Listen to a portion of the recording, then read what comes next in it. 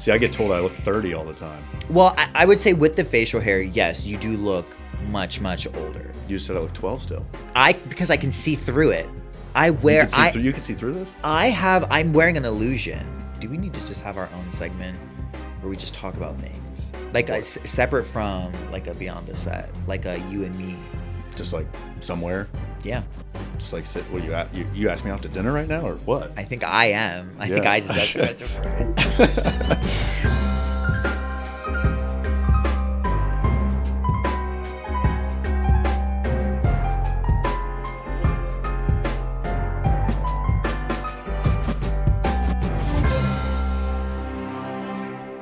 Hello, everybody, and welcome back to another episode of Beyond the Set. Before I introduce my next guest, I would like to humbly ask everyone to like the video, subscribe to the channel, and share with as many people as you know.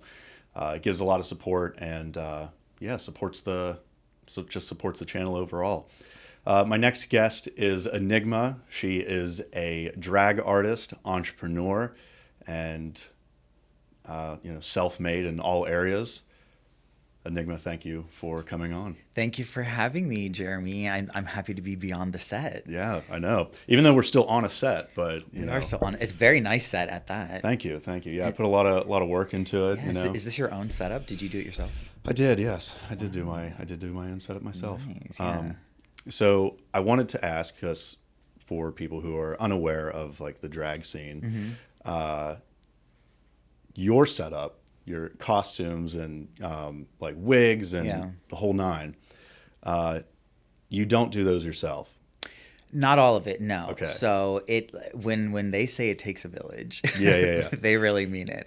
I do my own makeup and I get myself dressed. But my wigs, I commission those from very, very talented wig artists.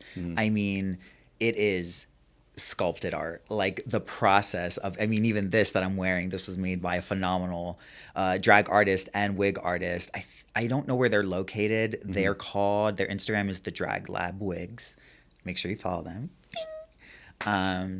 But yeah, so they made that for me, and then my outfits as well. They're custom made to my body. So I have a variety of different seamstress, sewers. I'm not sure what the word is. Yeah, seamstress. Is it seamstress? I think so. Semenators. Yeah.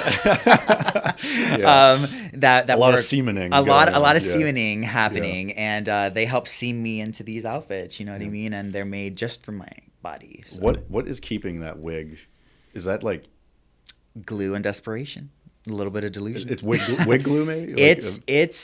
So I believe it is actual wig glue. Believe it or not, I think this particular artist uses got to be wig gel, and it's like a lathering, cementing process that it takes days to make. To get it to where that is. Yes, because you have to like cure it and you have to let it harden. Like this is like, it's solid. Like you can, That's crazy. It's crazy. Can you hear it? Can I get in the mic? Yeah, that's stiff. Yeah. That's thank you. Stiff. You're welcome. So other than like taking days for the wig to get made, like how long does this take to get into to get to this point? So that is the question. If you give I'm sure it's different every time. It is different every time. I've been in situations where I've gotten ready in 45 minutes. I'm talking shaved, makeup, hair, outfit, ready to go. Shaved like everything? Well, yes. Do you have to? Yes. Okay. I don't have to, but I do. I like the full experience and smooth. Yeah, smooth like a dolphin. Yeah, exactly. Yeah. I mean, you would know, but I promise not to bring it up on camera. Yeah, of course. We're not gonna talk about that. But so I shave and 45 minutes. But if you give a drag queen 5 hours, she will fill that 5 hours. He or she will fill that 5 hours with time. It's crazy. I don't know why it happens. Like Michael, he'll say, hey, call time is 6. And I'll get up to the gig at like noon. So I'm already there. And for some reason, I'm showing up at 7 still. Yeah. How long does just the makeup take? Again, that depends. So like today is like an eye look that I would call like this is like press day. This is easy. This is like being in front of the camera kind of makeup. Okay. Well, some would say that. Some may argue that it's not. Yeah. But This makeup took probably like an hour in its entirety. But if I'm doing like a full cut crease and like my graphic liner that connects out to the end, like that typically takes more time. And that is makeup that is more designed for like the club. That's like makeup where even though you won't necessarily be able to see like my dimensions or my the gradients of the blends that I'm doing, you'll be able to clearly see a bright center and a black wing, you know what I mean? Yeah, And yeah. a white center from wherever you are in the room. Sure. So that kind of makeup takes a little bit longer. Yeah, I see that. I didn't realize like that much went into it. Like I didn't even know there was different looks of like, okay, this is a club look, this is an on-camera look. Oh, yeah. I wasn't even aware of that. I like to keep certain elements of Enigma in everything that I do. Sure. So it's like my brows typically stay the same. My nose always comes to like that sharp point. And I love blush. I like beat myself up with blush. Yeah. But I do get a little creative with the actual eye makeup depending on what it calls for, because you know, if you get booked to speak at like your city council or something like that, you know, you want to be able to fit that vibe. And I think a full cut crease might be a little like. Wait, you've been asked to talk at a city council? I have not been, but I know a lot of drag queens that are. Really? Yes, the drag artists are like the front lines of protests in terms of like the queer community and representing. And especially in the current times, I've seen drag queens in those city halls and the council meetings advocating for LGBT rights, and they're in full drag. I would probably go somewhere like right where we're at. This hair probably, not this outfit, but this makeup, you know? Yeah, this kind of, I mean, before we started, I said, like, you kind of look like you're in a straitjacket, but at the same time... I feel like I'm in a straitjacket. At the same time, it kind of reminds me of, like, Evel Knievel. Like, okay. Like biker. Yeah, or like I an feel Elvis that. mix in there. Yeah, I just wanted to feel like very... I just wanted... Like, this makes me feel like Enigma... badass, ready to go. Yeah. My final form to lip sync. You know what I mean? Like, where the hell does this come from? Like, where do you find this? So this outfit is actually made by a drag artist and designer that lives in Florida. I will I'll provide their information for you so you can put it in the video. Sure. But I think they say their name Tayet. It's a beautifully spelled name. They actually Taeyat. Spelling check. We're gonna get it for you. But they actually made me my first custom ever when I started drag 4 years ago. Wow. And yes, and it was just something I saw online, and it was a really cool like leotard, and then it had a skirt part, like a long dress. Yeah. But then the gag is you can pull a plug here, and then it reveals, and it just like falls off, and then yes, it's really fun. And so the underneath is like... And the underneath is the leotard with stones and stuff.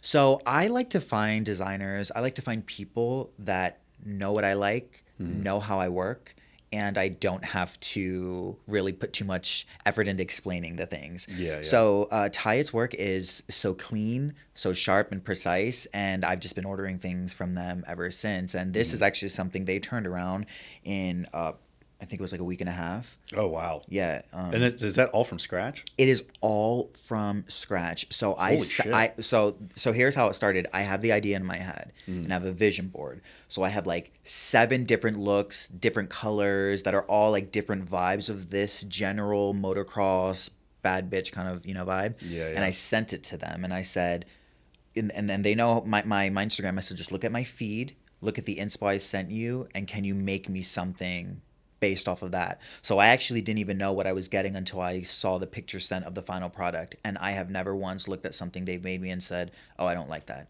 Really? Wow. So you never sent anything back to them and been like, "Hey, can never, you do and this?" and it's fitted for my body. Like it's insane that the work, the craftsmanship is just it's off the charts.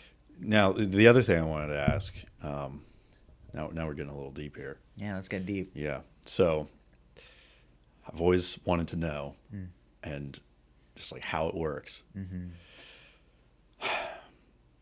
you're getting into drag, I've been told.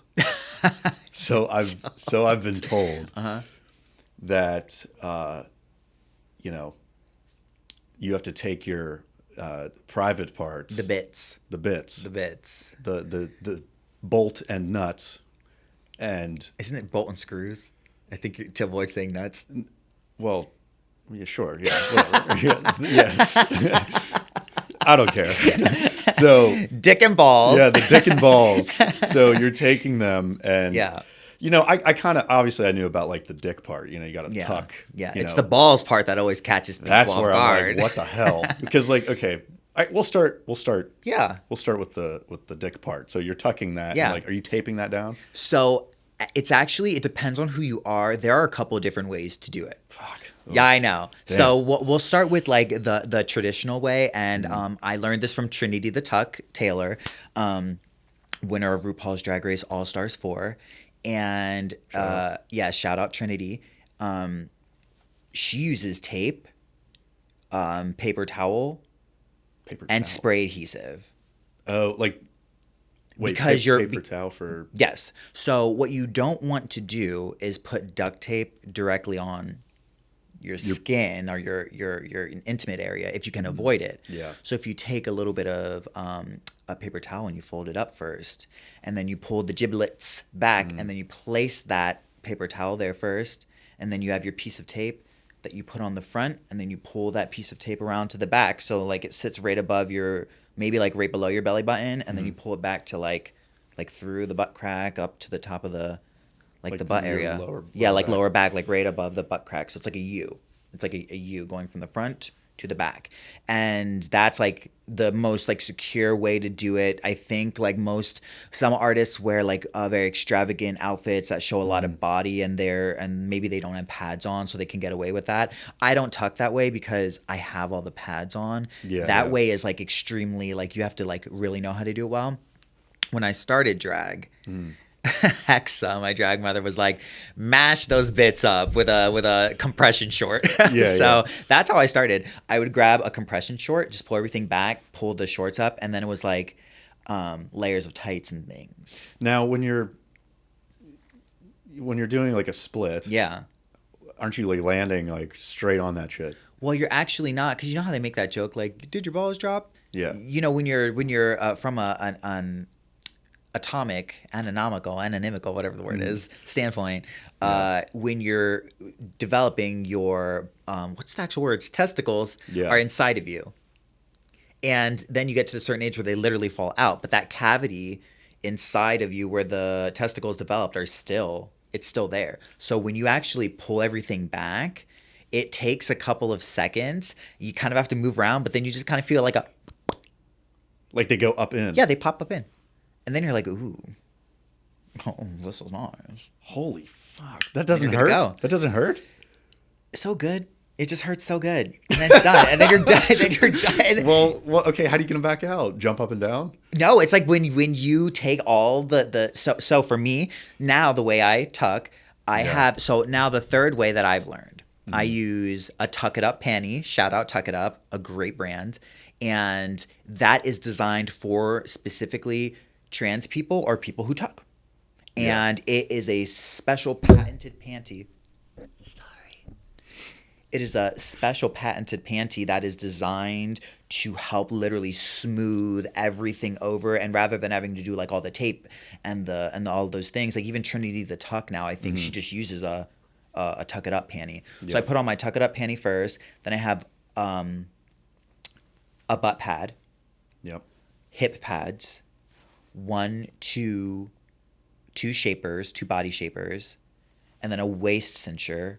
1, 2, 3 layers of tights, just like regular nylons, and then fishnets.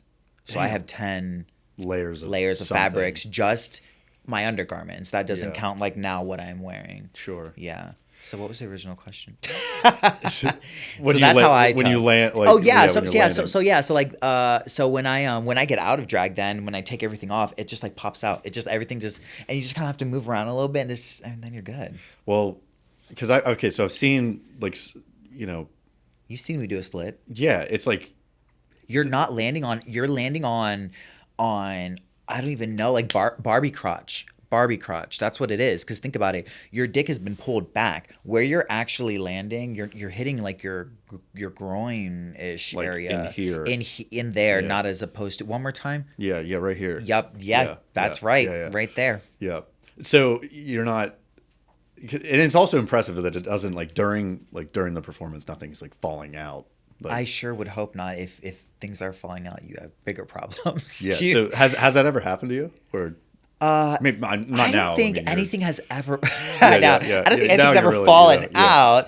out. I have lost a garment. I've never lost a Okay. wig, but I did lose, which I think is worse. I lost an entire outfit while I was performing. Oh, wow. It was my audition night for the Divas. Back then, we were called DePiro's Divas, and I was not a contracted queen. I just showed up to do the gig, and I had a really teeny tiny rhinestone dress just tied behind my neck by a little string.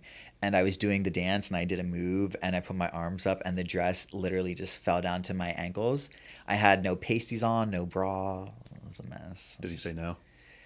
Well, no, here I am sitting. Yeah. I own the shit now, so so I guess I did something right. Yeah. To stick around. That's crazy. That's always been the part where I've Yeah. always wanted to know, like,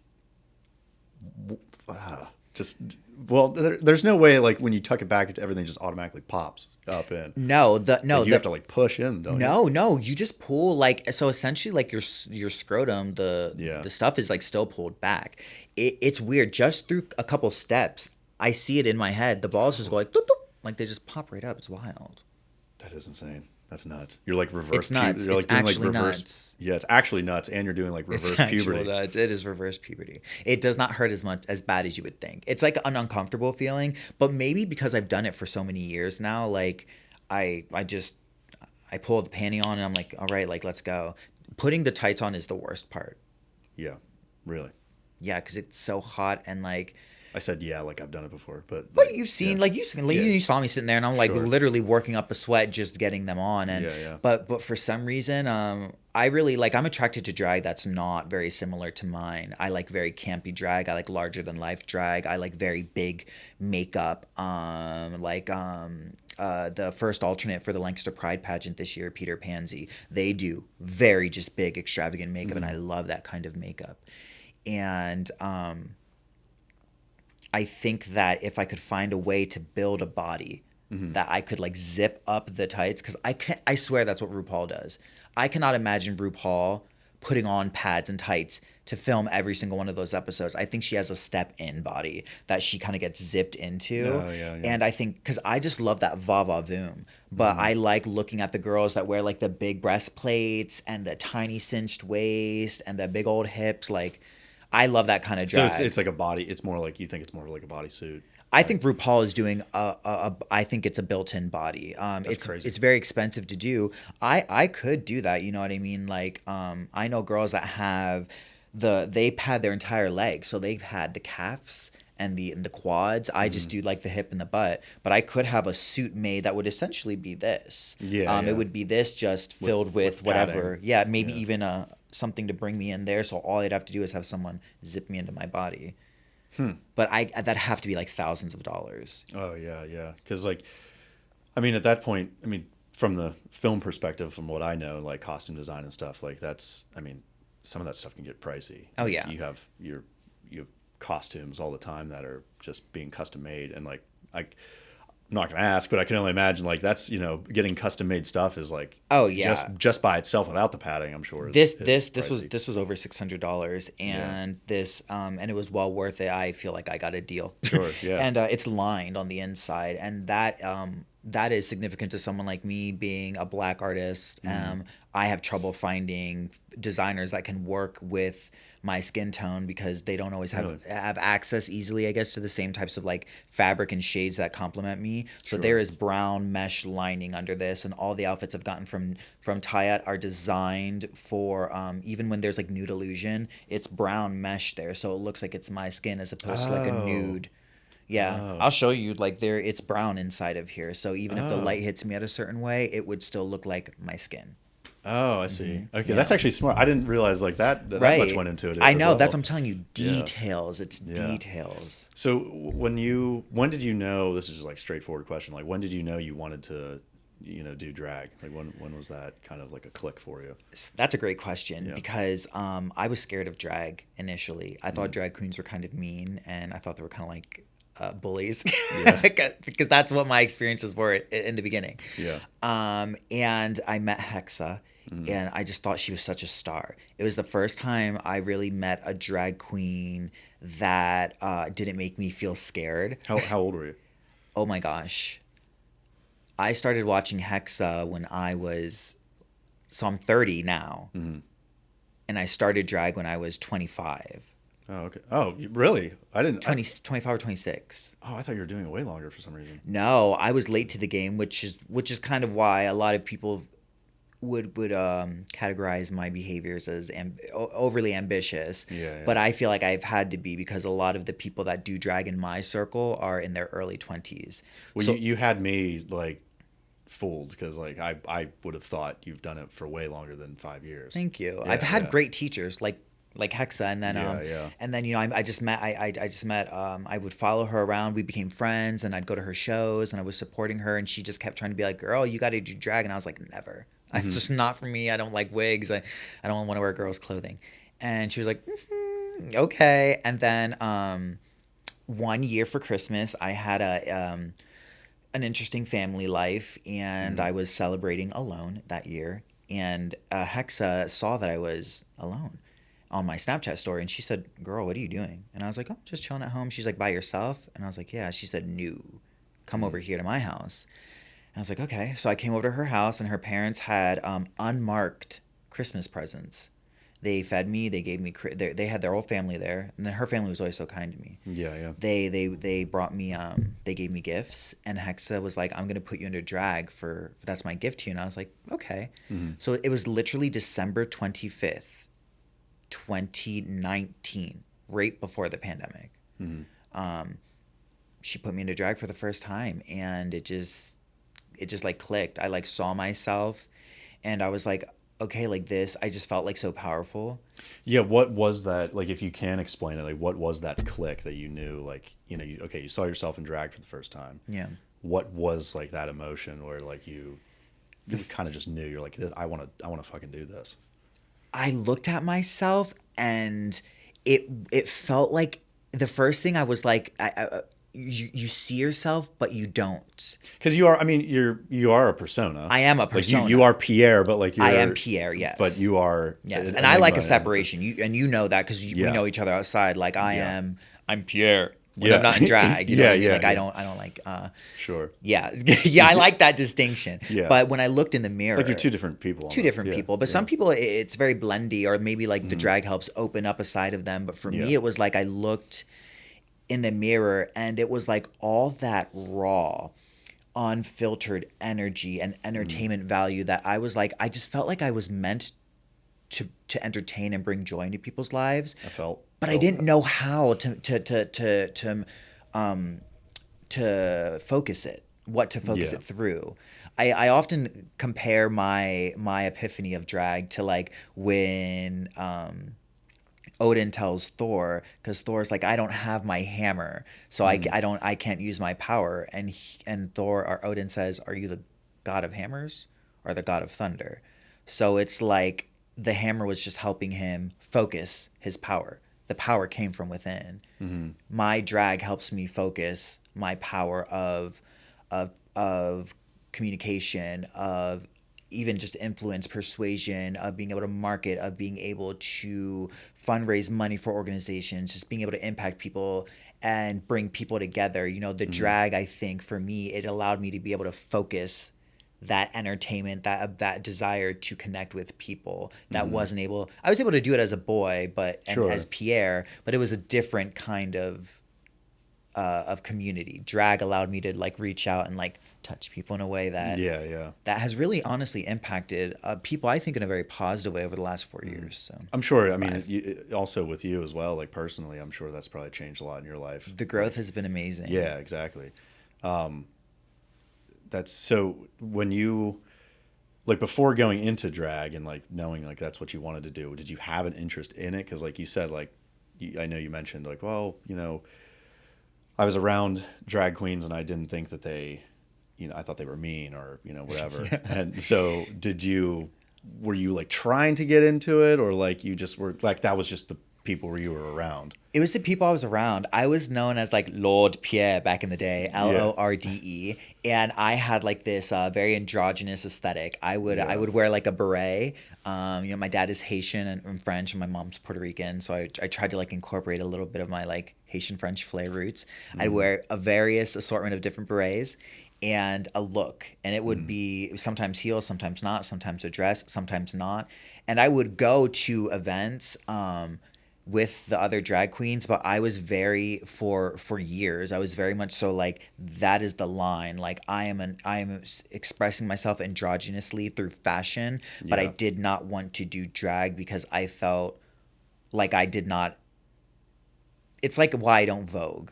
That like voguing is that's like a ballroom art form, a very What's voguing? voguing is it's a dance style, it's a lifestyle. You never heard of like ballroom voguing, like yes, yeah, I can't even do it. I don't get out much. Okay, well, we need to get you out, diva. Yeah, I don't know what voguing we is. need to take you to a ball, and like a ball is like that's what happens. Like at a ball, it's voguing, it's walking, you're giving realness. There's runways, but there's a technicality to it. I don't Vogue because I can't. And if you Vogue and people from ballroom catch you, like even a drag queen voguing, they'll call it nogging, like nogging, because there is a technical skill to it that needs to be, Interesting. Yeah.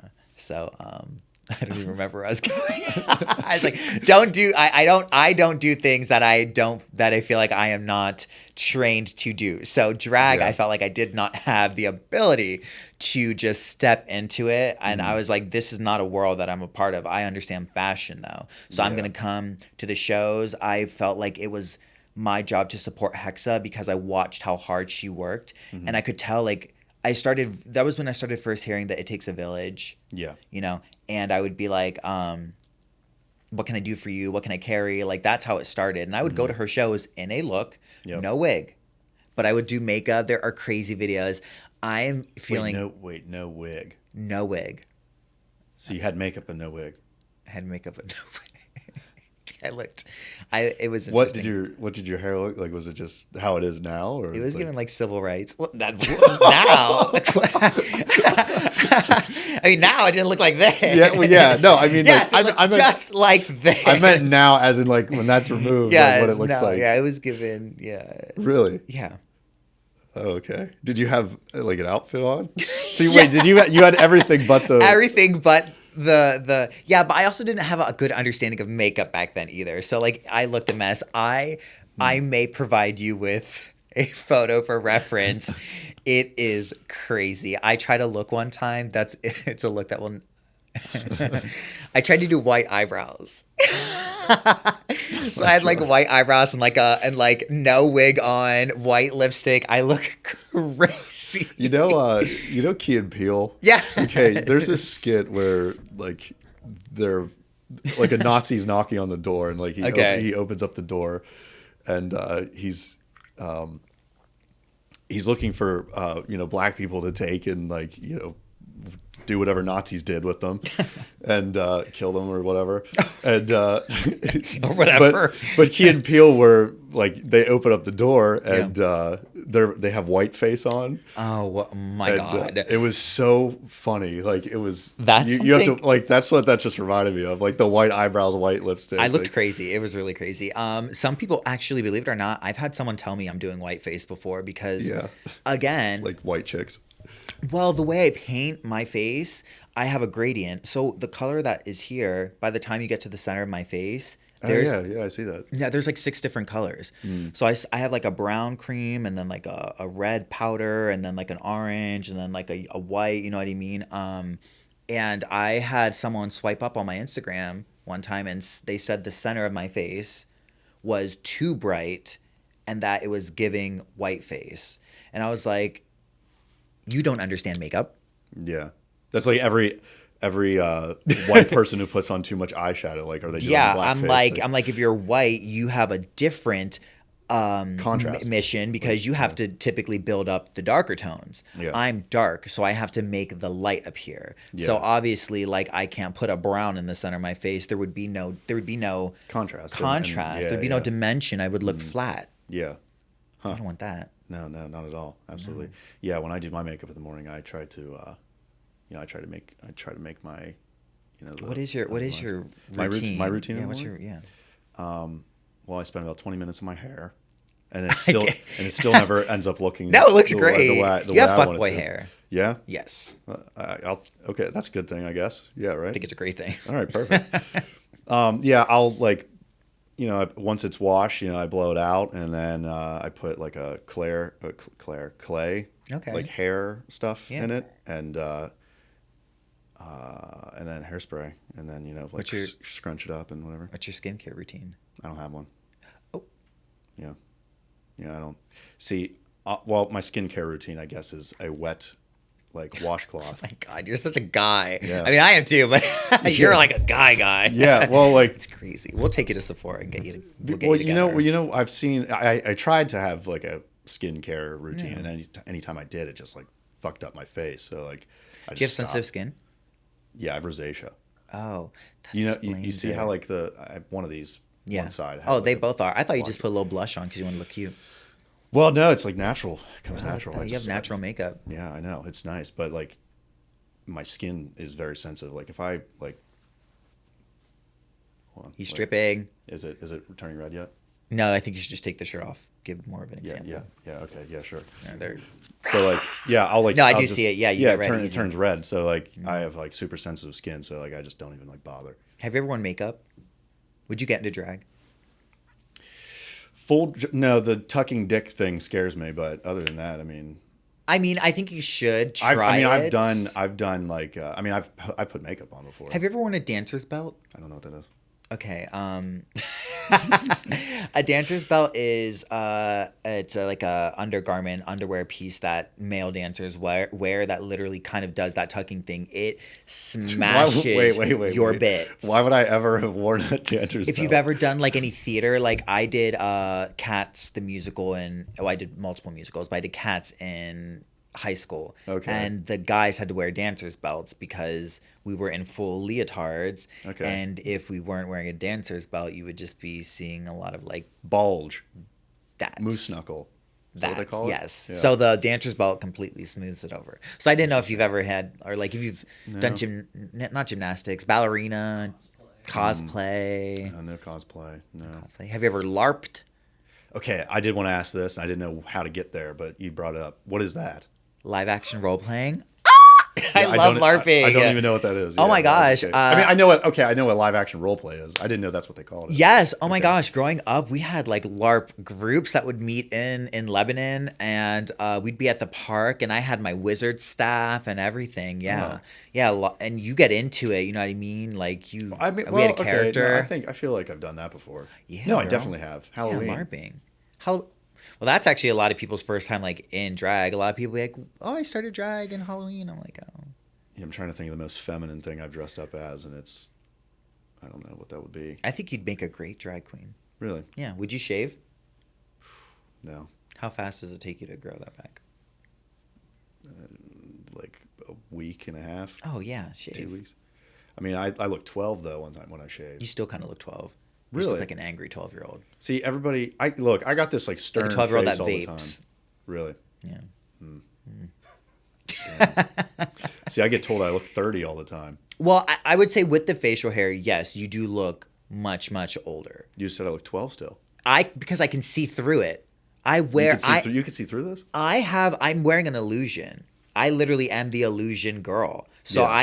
I know who you are underneath that drag. Whoa. I know.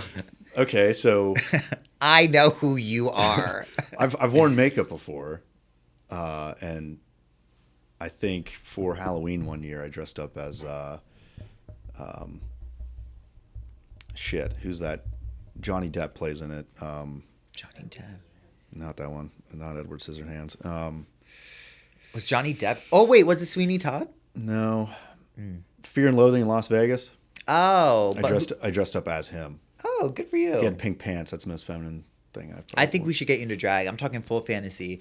Wait, you mean like? like- Wait, whose fantasy is this? Ours shared collective fantasy. So the pads and everything. Pads. I think even a breastplate and everything. Like give you the actual fantasy. I don't wear a breastplate, but that's because I kind of almost have like actual boobs now from the working Lifting, out, yeah. lifting. Okay, yeah. I want to ask about that. Yeah, So, like, please. workout routine, like, what is that for you? It is 5 to 7 days a week. Always have 1 to 2 kind of rest days. The rest days always are in the gym as well, whether it's like doing a little bit of cardio or stretching. But I break up my routines. I have an upper body day, and then I have a chest focus day, and then I have a leg day. I do legs twice in a week because of how like tall I am. I have to get that to get the growth I wanted. I meal prep. I eat the same meal 3 times a day. I have 3 to 4 protein shakes, and they A each have day? anywhere a day. Wow. Yeah, because like I was 111 pounds back in 2021, 2022. The pandemic like ruined me, mental health, Really? bank account, relationship. I was homeless, so it was like crazy. Damn. Yeah, it was wild. But I'm in a much better place now. You know Yeah, what I mean? yeah, You know, sure, yeah, absolutely. you can't keep a bad bitch down. Yeah, black don't crack, but gay does decay, and I was feeling a little decomposed. But you're good now, so I'm that's good. great now. I am great now. What was the question? I don't even remember now. I don't either. The day, Yeah. the Oh yeah, yeah, workout the routine. workout routine. That's where I was going with it. I was 111 pounds back in 2021 and all that, and I just started like eating, and I just wanted to, I felt like the way I wanted to perform physically, I could not keep up with it.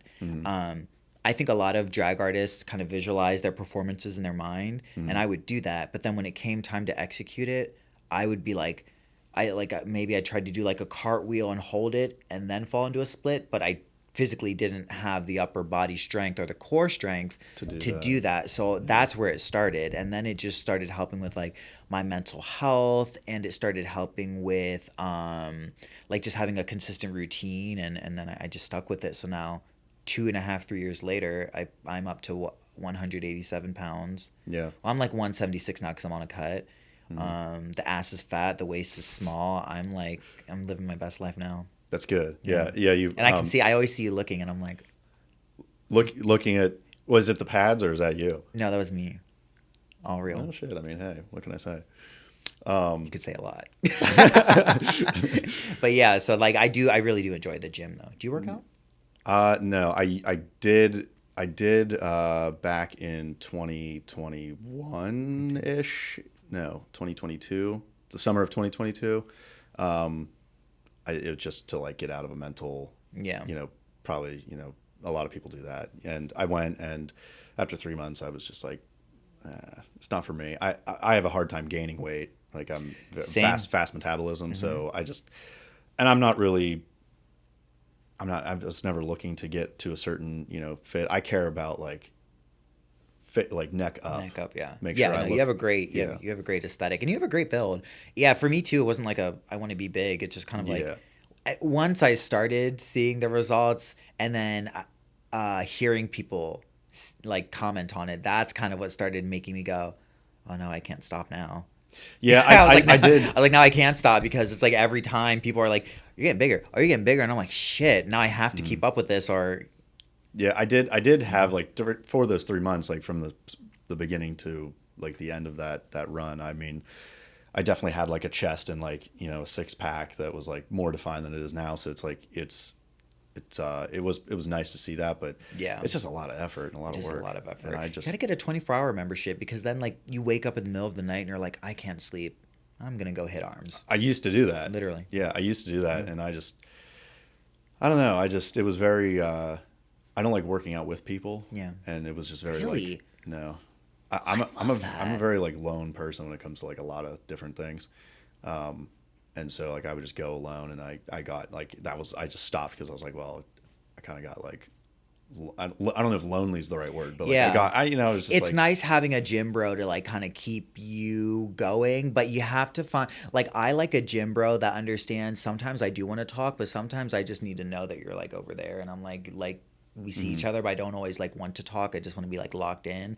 And it also helps having someone to be like, like, Jeremy, hey, I just got up and getting ready to go to the gym. And Yeah. even though we agreed to meet and you were like, oh, I wasn't going to go. But if you have someone that's like, bro, like, I just got ready, I'm about to meet you there, it kind of holds you To hold you to it. accountable. Yeah. You know what I mean? The only thing that's the other thing too. Like I did have a couple people every once in a while go with me, and Yeah. it was just always kind of cringe because I'd be like really struggling to get like that last like rep in or whatever, and they're like, come on, do it. And it's just like I've never like a big like meathead like that where I'm like, yeah, let's do it. Yeah, I don't like that kind of energy too. I like watching those kinds of guys, and like they're great, they're hot and they're buff, but I'm like, I'm just over there demure on the leg press. Yeah, I'd rather just be like to myself, listen to music, and like if anyone comes up to me, I just like walk away.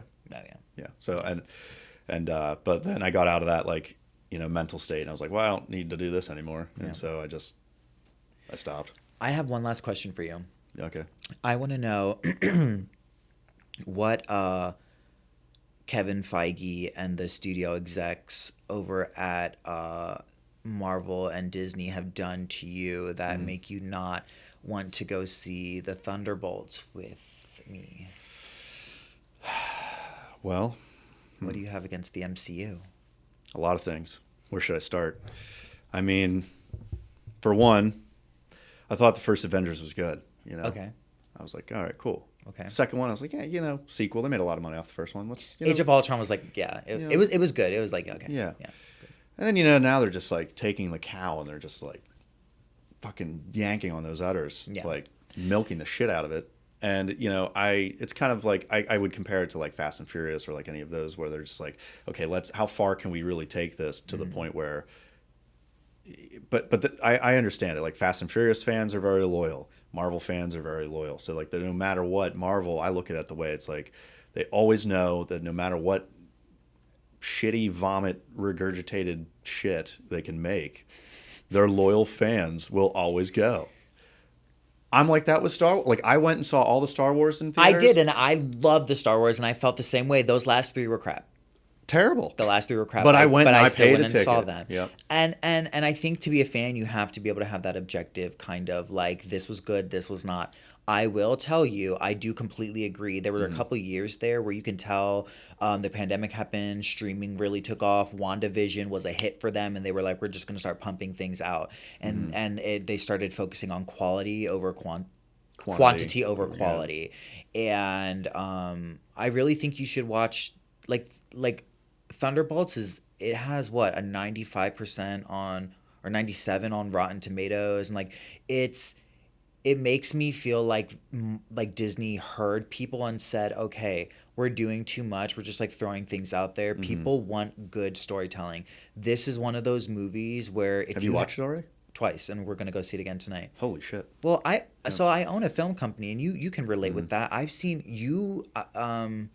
I'm gonna need the name of the movie that you acted in with the doll because it's escaping me. Smiley. Yeah. So amazing, and your acting. I didn't even meet you in real life at this point. I had no idea who you were. Yeah. And I watched that, and I was moved to tears. There's a special thing that happens through film that you experience, and I think it's so important for people to have that experience in the theater. I think people need to spend I agree. money and have that collective shared human experience in a theater because it's a beautiful thing.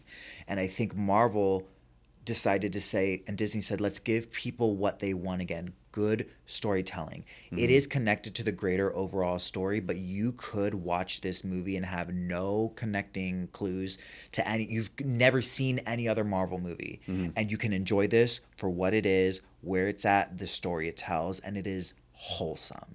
It really is wholesome. I'm telling you. I don't like action movies either. And that's fair. Yeah. That's fair. Not a big fan of action. I mean, I guess you could argue Star Wars has a lot of action in it, but it's action in a different way. Yeah, it is different. Like Marvel movies, big ass buildings are falling down and there's like people flying all over the place and it's just like holy shit. It's like it looks like like the writers of Marvel just had like extreme ADHD and just threw it all into one movie. Yeah.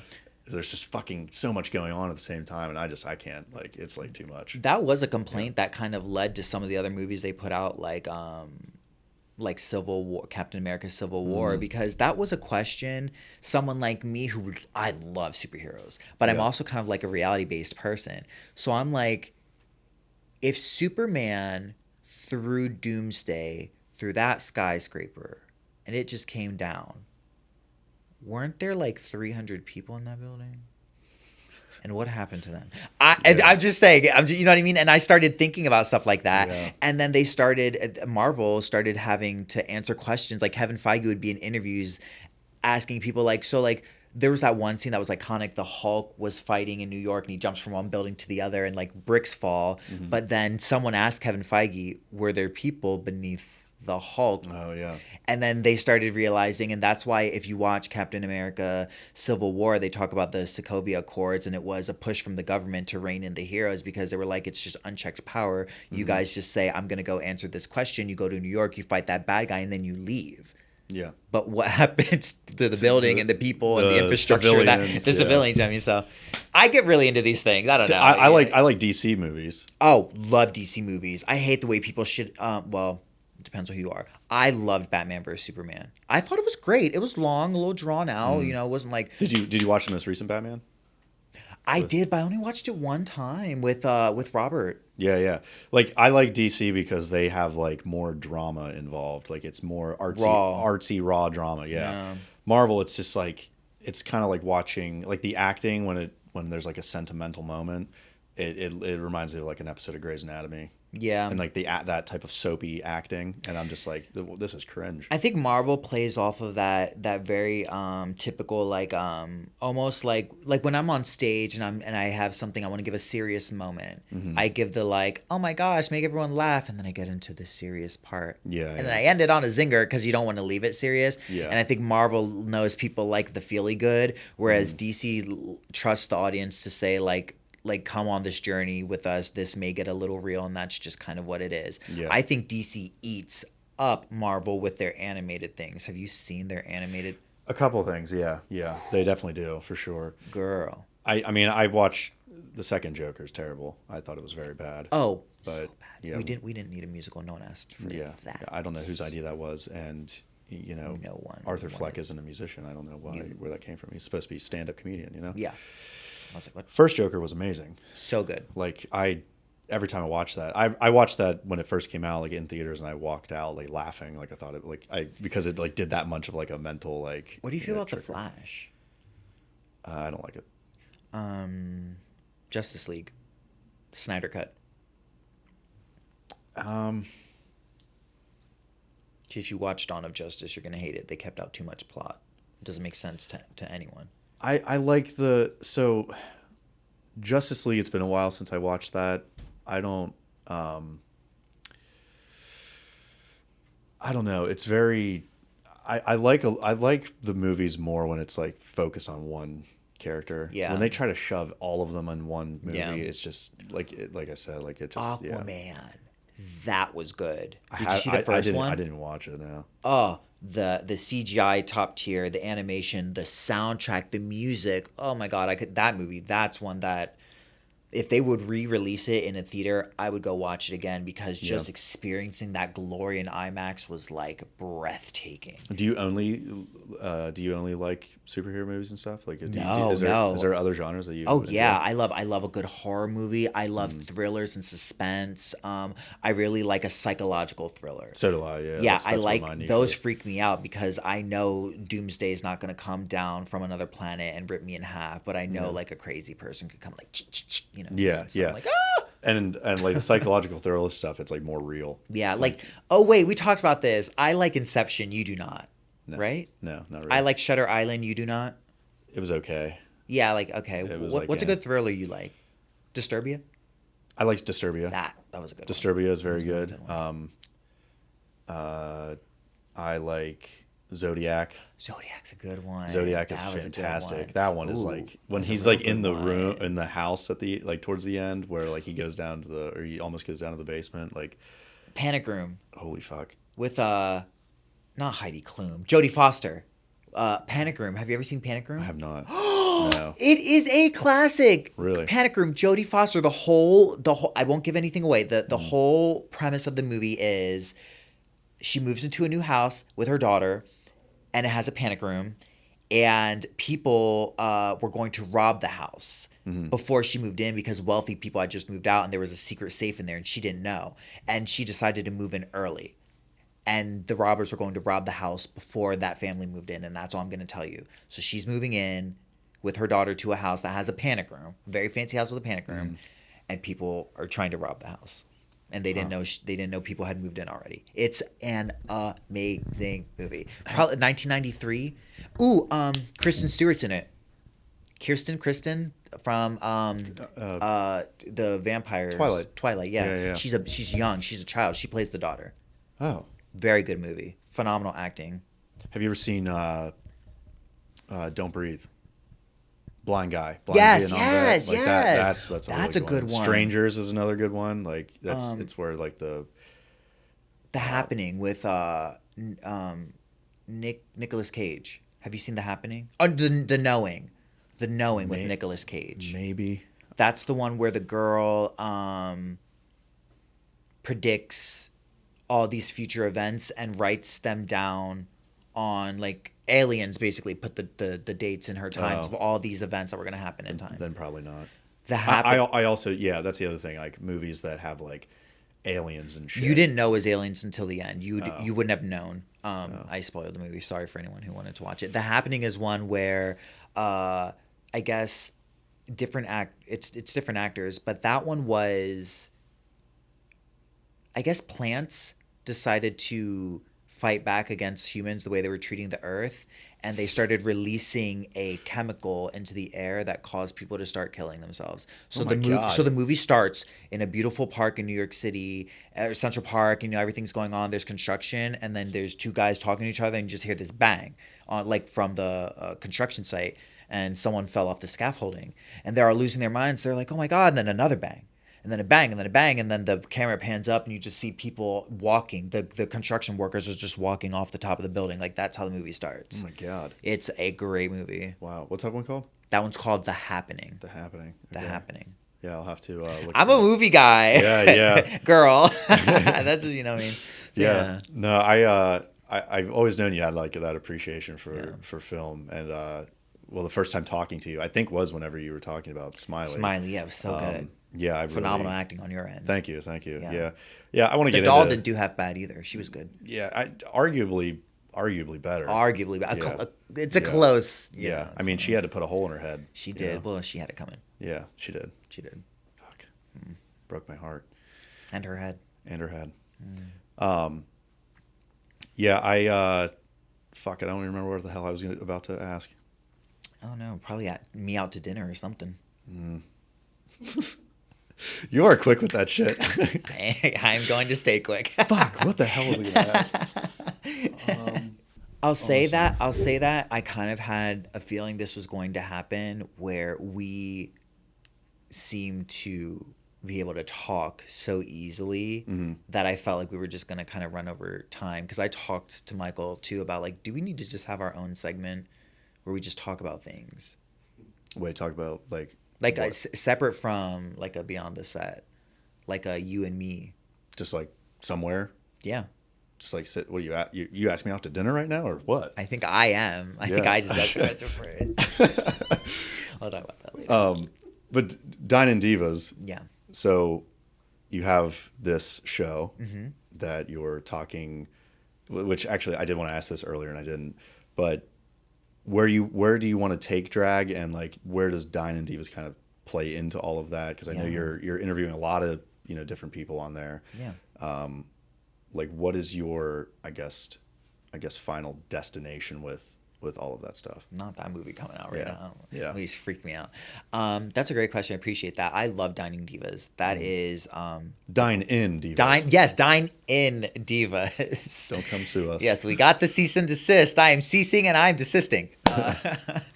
Dine in Divas. And I guess like the end goal for me would be to see it grow into something with like a live audience, like an actual like televised show that I have like an audience, like the Kelly Clarkson show, like a and I think the show my series will grow and evolve into like probably like the Enigma show or something, like literally where I'm having guests and and different things. Yeah. I feel that. Hair? No, that's clunky lipstick. I can feel it in the corner. Does it just collect? Collects like a little petri dish, you know, Oh. or an offering.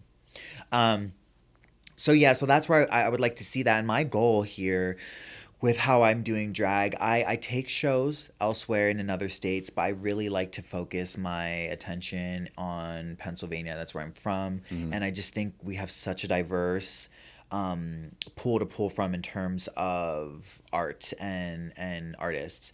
And I just want to keep investing in Pennsylvania. I want people to come here and work with my production company, Untitled Productions, and I want people to bring their film projects here. I want people to come and whether it's queer art or not, I just want everyone to feel like they have a place in Pennsylvania to come and create. Yeah. And here, like in central well, I don't know if we're like in central Pennsylvania here, but I mean like We're close. Yeah. this part of Pennsylvania where Yeah, there's yeah. just so much opportunity.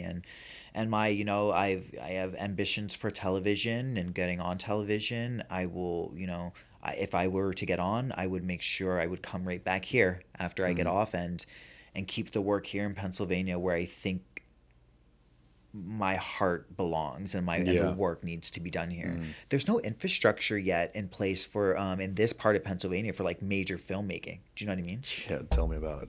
Yeah. Yeah. Well, we yeah. have the opportunity. Absolutely. So that's kind of the goal, you know, just providing opportunities for other people around me who have helped lift me up. I kind of feel like that's my mission now. Like too many people have fought to keep me here and see me succeed. So now it's time to show them what they paid for. You Yeah, know what exactly. I mean? mean, you definitely have like a good heart to like, you know, help other people, and I could tell like you care about you. the people around you. Thank you. And it's very easy to see because every time I've ever had a conversation with you, you know, of course, we're both on, Yes. you know, cameras and stuff. When and I'm not we're- flirting with you. yeah. Like we're always on camera and Yeah. stuff, and so we both have like a sense of ego, but like at the same time, like you turn right around and you're always giving compliments to other people and the artists around you and stuff, which I find commendable. Thank you. You know, you are definitely like an outgoing person with a good heart. So Stop! You're gonna make me come. yeah, you See, that's the MCU humor. Yeah, You yeah. just can't let the Actually, moment everything I happen. just said, never mind. Thank you. I appreciate the kind words. Yeah, of course. Yeah, I mean, you use it in a good way, so it's I nice to try. see. Yeah, you just see so many people who, you know, they make it and they're like total fucking assholes, you know, Yeah, and it's man. just like, how the hell did they get there?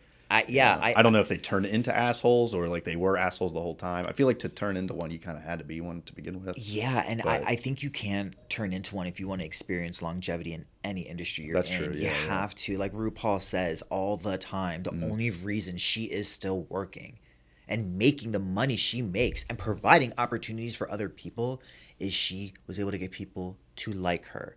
Yeah. And she's like, she understands, like all of us that are in the spotlight, there's that sense of ego and diva-ness, but you have to know how to balance it because you're not going to experience longevity if you can't get people to like you. No, People are going to be like, I can't stand working with her. Ugh, like you know? it gets around. And It like- gets around and that's quick. how you know how like there's so many actors that are like known to like, oh yeah, he's hard to work with, and like you don't want that reputation. Right. And there are a few people who are like, I'm sure tyrants, but because of the quality of their work, people put up with that. But, Yeah. you know, that's very far and few between Sure. individuals. Like, Yeah. I get booked because I'm kind to people and I'm nice to people, not because I'm like some fierce drag queen and I can do something someone else can. Yeah, you walk in and people are like walking on eggshells, like Yeah. around you or something. Yeah. Like, no, I'm just nice and people are nice to me. Yeah. Yeah. I mean, that's good. That's good. It's easy policy, you know? So, yeah. So where can everybody who's watching find your stuff and, you know, find Yeah. all the stuff that you're involved in? Which All is the a lot. things. All the things. Yeah, you can find me on Instagram at the Queen Enigma. Make sure you follow the Divas page at DePiros_Divas and online at www.depirosdivas.com. That's where all my shows are, all the events. We have pictures, galleries, and there's so much coming up this year. You guys don't want to miss it. So yeah, that's where you can find me. Awesome. All right. Well, thank you so much for coming on. Thanks for I having me. appreciate the time taken. I will come on anytime. Sounds good. Come on anytime. Anytime. Damn. Well, thank you everybody for watching another episode of Beyond the Set. I hope everybody enjoyed watching. Do not forget to like, subscribe, and share. And I'll see you in the next episode. Don't Take forget, care. do your big one. Subscribe, Yeah, subscribe. click, like, follow. Take care.